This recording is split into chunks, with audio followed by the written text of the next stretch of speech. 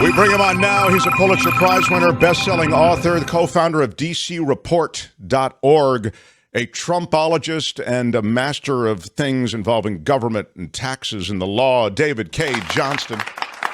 Hello, sir. Hello, Mark. So, Kim was mentioning this situation. We'll get to Tucker Carlson in a second, maybe, and just the Fox News situation generally. I know you know a lot of those players, and meaning you know how those chess pieces move. But I wonder if you could speak, and we can just visit for a moment with to some of the revelations about the Supreme Court and the fact that Clarence Thomas's patron, this guy who takes him on vacations and buys his mom's house and still lets her live there and all this, he apparently did have considerable business before the court and interest before the court for a while. Yeah, this was something I actually was aware of, but did not write about because it's that time of year when I have 38 papers to grade by my students at Syracuse University College of Law, and it just sucks up every moment until it's done. But not only has he directly had matters, but he is a significant funder of organizations which, like the American Enterprise Institute, don't directly have cases before the court, but file what are called amicus briefs, friend of the court briefs. And so the suggestion that there was no connection here is absurd. And here's I think the easy way to think about this. If Clarence Thomas was in the position he richly deserves, if he was a traffic court judge, would Harlan Crow have... That's the position he richly deserves, is your point. Yeah, he's qualified to be a traffic court judge. Okay. If he was in such a position, even if he was a superior court trial judge, would Harlan Crow have lavished millions of dollars on trips for him? And would he have bought the real estate around the home of Clarence Thomas's mother and fixed up the house and let her live rent-free? I mean, it's absurd to think that there isn't a connection here between influencing the justice and Harlan Crow's money. And the underlying problem is that the Supreme Court is not subject to the rules that every other judge in America, federal and state, is subject to. If those rules applied to the court, he would have been out of there a long time ago. Nobody would tolerate a superior court judge in California who did the kinds of things Clarence Thomas and his wife, who is on the payroll of other organizations for huge sums of money, have been involved in as long as he has been on the court. And under our Constitution, I don't think that there are a lot of things we can do, but Congress can pass a law that says the Supreme Court is subject to the rules that all federal judges are subject to. And then we'll see if the Supreme Court decides that it wants to say that's an invalid law. I come from regular stock. Yeah, But Clarence Thomas, by the way, that little thing you just played, I mean, he had a horrible, economically, absolutely horrible upbringing. He is absolutely someone who was advantaged by affirmative action, which he hates with a passion. But, I recognize here's somebody who, did a lot with his life. He just, in theory, with that book that came out years ago about how people get promoted to one job above their competency, he just got promoted about 3 levels above his competency. Well, I mean, I think he used race to his advantage. I mean, again, and normally it's a disadvantage in this country, without question, I would think. But he used race to his advantage at a certain point, and also used race to his advantage, I think, to evade the sort of real scrutiny that was warranted, given the credible reports at the time from Anita Hill of a work environment that was outrageous. Well, little known fact, there were other women in both the Brett Kavanaugh case recently and the Clarence Thomas confirmation who were willing to come forward. And, you got to be a pretty brave woman to come forward. Look what happened to Anita Hill and how she was treated. And what benefited Clarence Thomas was the 2 people who think of themselves as good liberals, Joe Biden and Ted Kennedy, could not bring themselves to say to a black man, "I'm sorry, sir, you just aren't qualified." And they also couldn't bring themselves in much earlier stage of feminism than we have now to appreciate how women like Anita Hill and the Professor Ford down at Stanford are mistreated by men who have a sense of entitlement and power, something we're going to see played out starting today with the lawsuit being tried in New York City by E. Jean Carroll, the former Saturday Night Live writer, columnist, very influential in some areas of journalism, who says that Donald Trump raped her in the Bloomingdale's department store. Now, it's not a criminal trial, it's a civil trial, but she is not the only woman this has happened to or who says it happened to her. And the judge is allowing testimony by, among others, a woman who says that Trump did or tried to do the exact same thing at Mar-a-Lago. Male privilege, especially white male privilege, is not often challenged, and certainly not 30 years ago when Clarence Thomas was up to replace the great Thurgood Marshall on the Supreme Court. Yeah, that's so right. I mean, I think you've sized it up perfectly. I mean, that just with the cross currents at play of, liberalism and wanting to be progressive in terms of racial disposition. I'm talking about Biden back to the Thomas, essentially his confirmation hearing was informed at the key moment by just that thing that you're talking about. And now this E. Jean Carroll thing, and then you're right. There's also celebrity involved in that. Like Trump, I think, brought to those moments. He even talked about it in that Access Hollywood thing. Like, I can do what I want. I can just grab them. Right. And there are, I believe, more than 24 women who have made claims of Trump doing this kind of behavior. But Thomas apparently had the same sort of sense of entitlement. He was more discreet about it than Donald Trump. Not surprising given their relative power at the time in American society. But these are core problems that are going to continue long after we're gone. The other thing I would say, David, and ask you is, when you talk about reforms, even these modest reforms to the court, like some kind of even threadbare sort of ethical code of conduct, I'm noticing it. I mean, I think our audience is appropriately cynical on this point. That if you leave it to Congress, if it's going to get backburnered or nothing's going to happen. These institutions that are flawed, I mean, horribly flawed, they continue in America because they just get backburnered and forgotten.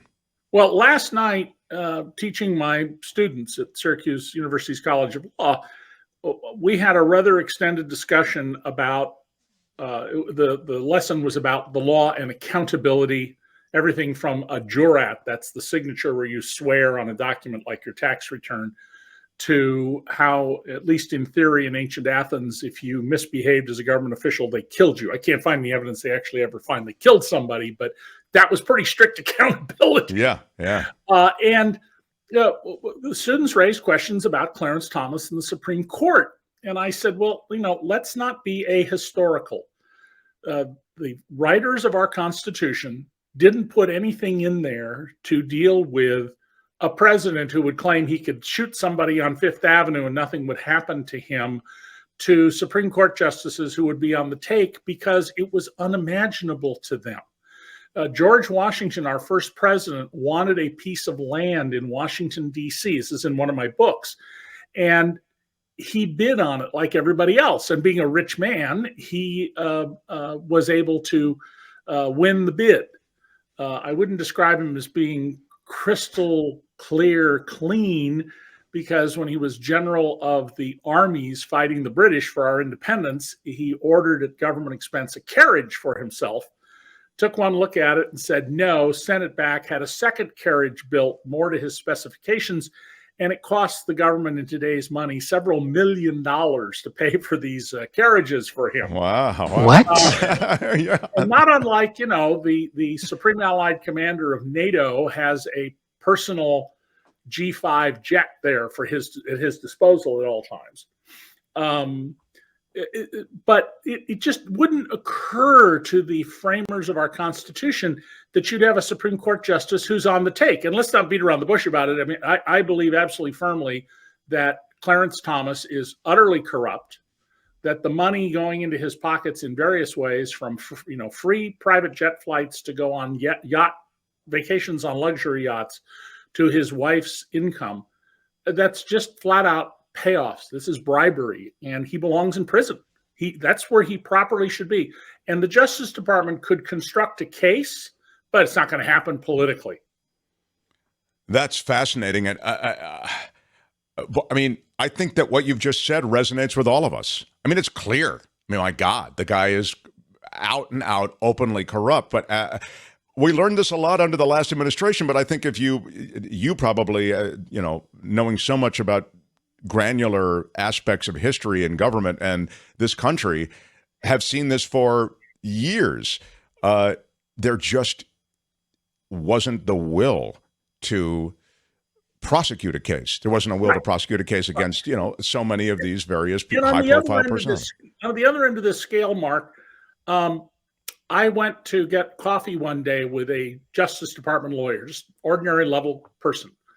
And we're standing in line at the coffee place in D.C. And I said, put them both on mine. He goes, no, you can't do that. And the clerk had already done that. And we had to make everybody wait in line while the clerk undid the transaction. And then we each paid for our coffee. I've gone to lunches with IRS and Justice Department and other executive officials in several administrations, Republican and Democrat. Same thing, no, you can't. And I'd say, well, listen, we're going to have lunch again. I'll buy lunch this week. You buy it next time. No, can't do that. And then you look at Clarence Thomas and go, this is wrong. And if you don't know it's wrong, you don't belong even as the judge of a traffic court. Yeah. It's funny. I'm reminded that I was a friend with someone who was in the cabinet of the Obama administration. And he told me, we were talking about, it's always just that thing you're talking about. We're talking about something, and he said, Mark, they don't want even the appearance of anything weird going on, even the appearance of corruption. That's the judicial standard for recusal, is the appearance of impropriety, not actual impropriety. And it's important to have that, because many times there's no impropriety, but nonetheless, you recuse yourself, you remove yourself from the case, because people who don't know all the facts would perceive it reasonably to be improper. This is a question from Spencer. Can we get rid of this Kaczmarek judge? That's the guy from Texas, of course. Right. Well, there have been 20 impeachments. Congress has, this is another thing I was teaching last night about accountability. Under the Constitution, the House has the sole power to impeach, that is, accuse. The Senate, which requires 2/3 majority vote, or 67 senators, has the sole power to remove from office. There have been successful impeachments. A federal judge who during the Civil War literally used his position as a federal judge to wage war on the United States of America. There have been corrupt judges, but the 4 presidential pardons, Andrew Johnson, Bill Clinton, and the 2 Trump ones, were never going to result in a conviction, because this is a political process, and the Congress was very narrowly and evenly divided. So technically, yes, what should have happened is blocking him from getting appointed in the first place. And secondly, what's called forum shopping. He is the only judge in the town he's in, the district he's in Texas. So the case in which Judge Kaczmarek said mifepristone was not properly approved and it's dangerous, which is an astonishing finding, given that it's been 23 years and it's much safer to have an abortion with mifepristone than to go to childbirth. The organization that brought the case was created after the Dobbs decision last year that undid Roe. It was brought by doctors who said they were wrong. Well, right there are the grounds on standing. The Supreme Court could have thrown this out if it wanted to, because how is a doctor who has the option to prescribe or not prescribe a drug somehow turned into a person withstanding to sue over the safety of that drug? And if this decision stands, it's It's been sent back to the lower courts. But if it stands, the approval of every judge, every drug out there, whether it's amoxicillin for kids who have an infection, Viagra for older guys, whatever it is, birth control pills, they are all now subject to litigation. And that gets us away from science-based administration of laws about these very technical issues involving biology and medicine. That's exactly right. That the notion that you have this judge, I don't care who it is. Let's take this guy's clearly, he's so agenda driven. He's a jihadist, I think. But the idea somehow that you have specialists who are doctors, many of them, they examine rigorous testing. Already, there are problems with the FDA. We've talked about regulatory capture before, Sure. the FDA and many other government agencies. So there are already issues there, but at least you have the institutions set up to look over peer-reviewed research and this sort of thing. The idea somehow that then some judge comes along who's agenda-driven and he can Bigfoot everything, you're right. It makes these institutions, which, again, as a government, I think we've labored in America to make them as rigorous as we can, given all of the cross-currents. It makes them essentially irrelevant. Yeah, I want to be very clear. I'm not arguing the way the FDA operates is the best way it should. You'll see advertised on TV a drug right now. I just can't remember the exact name of it, but it's heavily advertised on TV because it's an incredibly profitable drug for the manufacturer. It turns out it's supposed to prevent heart attacks in people who have diabetes. It turns out that 1,000 people would have to take this drug for 3 years to prevent one heart attack. That's not a death because all heart attacks aren't fatal. But that means 3,000 years of buying this drug to prevent one heart attack. Now, maybe we should approve drugs that are like that, but don't you think the TV ad, instead of saying, oh, if you take this drug, your nose will fall off, your hair will fall out, you'll be sick to your stomach, ought to also have a disclaimer that says, and by the way, you'd have to take this drug for the equivalent of 3,000 years for it to make it useful in preventing a heart attack. All right, David Cay Johnston, let me ask you. I've reviewed, first sort of forecast what I thought the reasons were behind the dumping of Tucker Carlson. This is distinct from the Don Lemon thing. These figures are loom large in the media landscape, and that's why I think they deserve a moment. But yeah. Carlson really looms large. I mean, that's why I think he's in a completely distinct category. So this guy who was a firebrand for Fox News Channel said a lot of controversial things.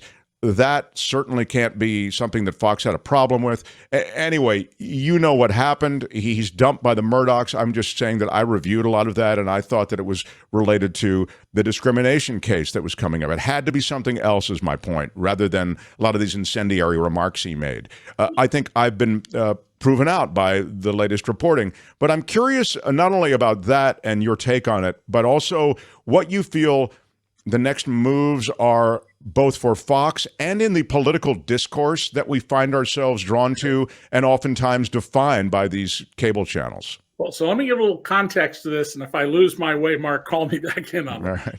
All right. You have to look at Tucker Carlson in terms of how he grew up. His father, Dick Carlson, was once an anchor in San Francisco at KGO TV, not radio where you were, that they had to change the station to sports betting to get you off the air. Yeah. Oh my God. If you go read the Wikipedia entry on Dick Carlson, you will see someone whose entire life is just is slime covered from beginning to all the way. He's still alive. He's 80 some years old. But and so it shouldn't surprise people that Tucker Carlson is a guy who has no allegiance to anything but his own ego.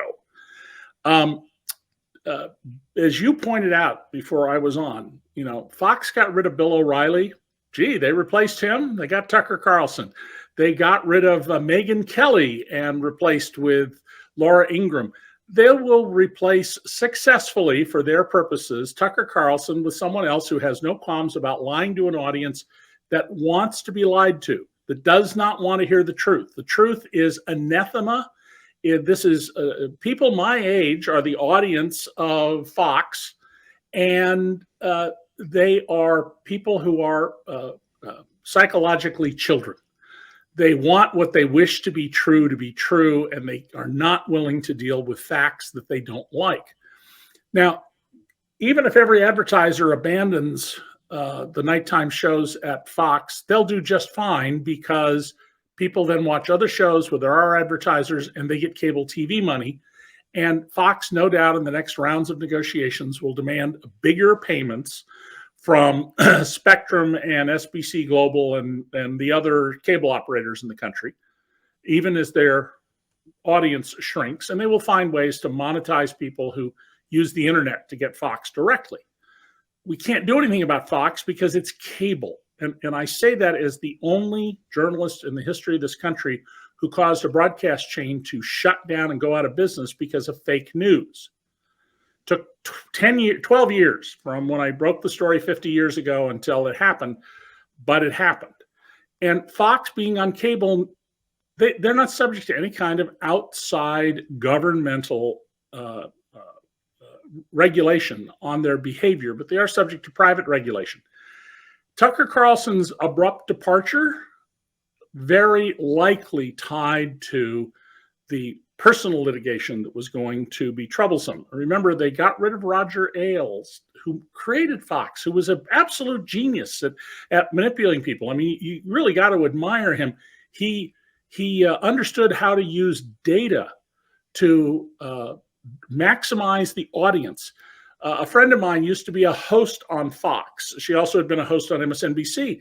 And I asked her, and she'd been at ABC's Good Morning America. And I said, well, what was the difference at Fox? And she said, oh, instead of giving me a clothing allowance and money for makeup, Roger Ailes hired someone to teach me how to dress, the principles of how with my figure and my looks I should dress, and hired a makeup artist to explain to me the ways that I should do makeup.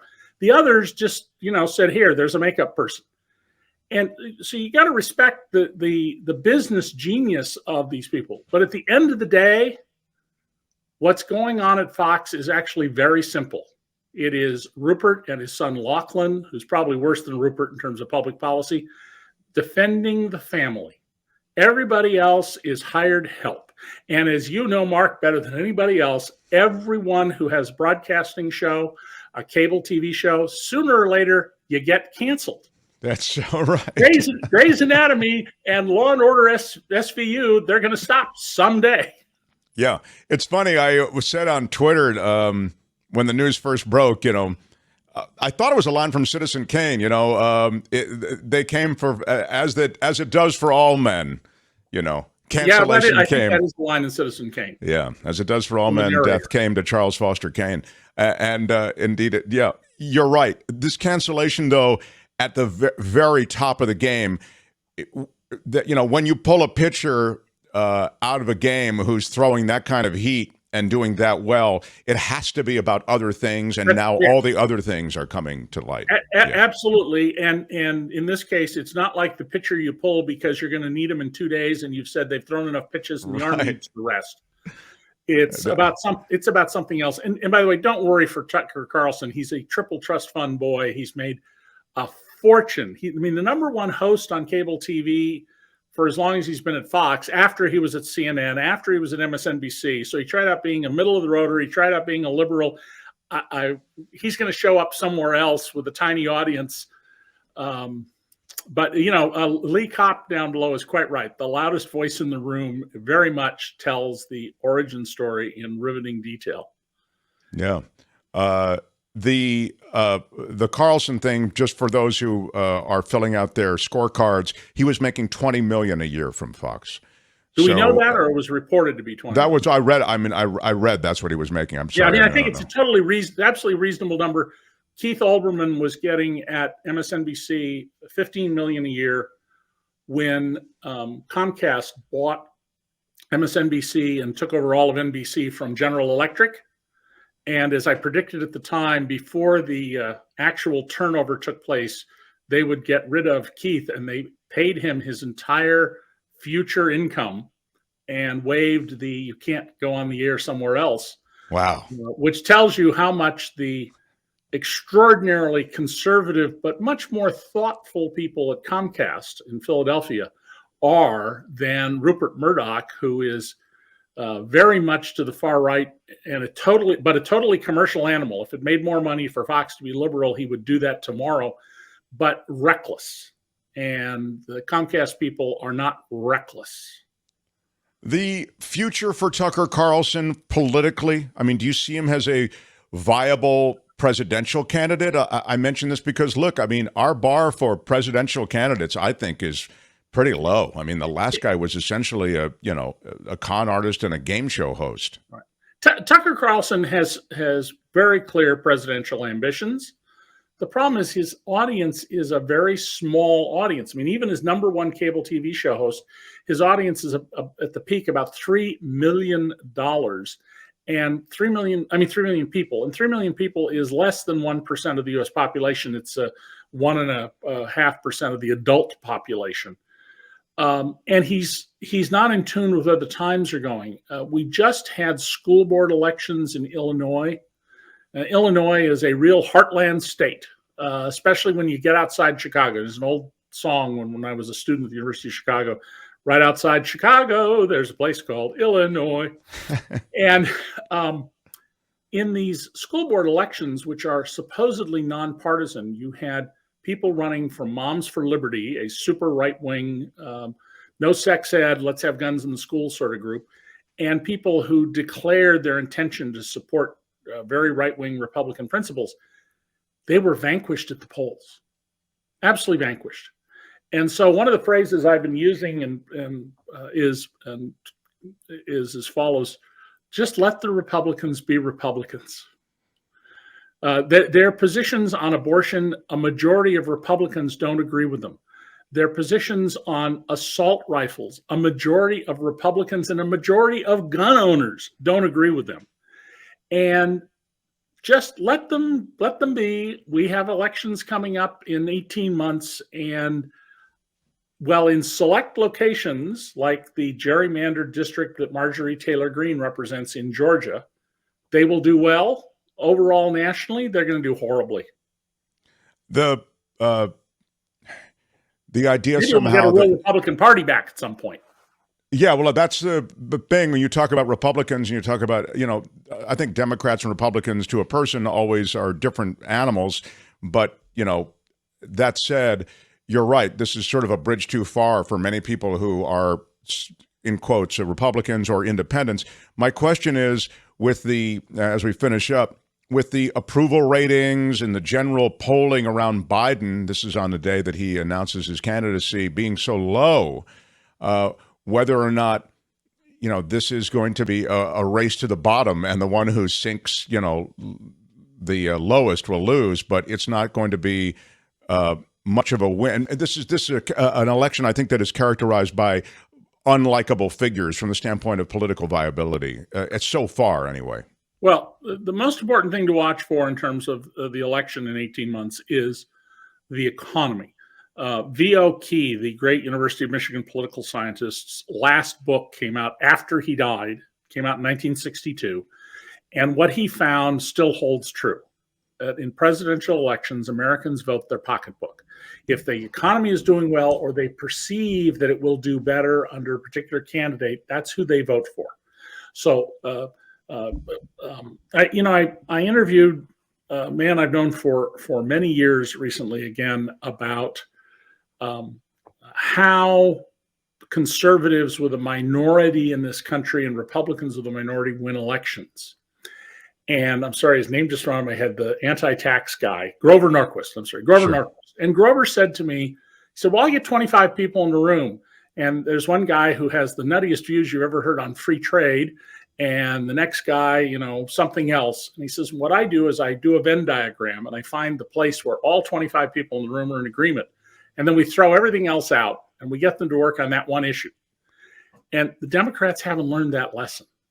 They just haven't learned it. They're not good communicators. They're masters at snatching defeat from the jaws of victory.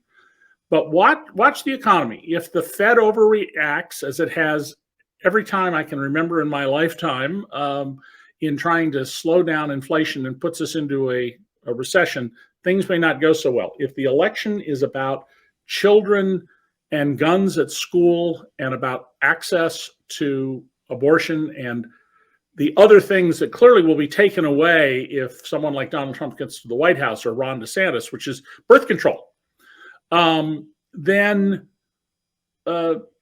Democrats will do better. That will be the determining factor if it isn't economics. Otherwise, we have an incumbent president who's created 13 million jobs in 2 years and a month, whereas Donald Trump in 3 years created 5 million.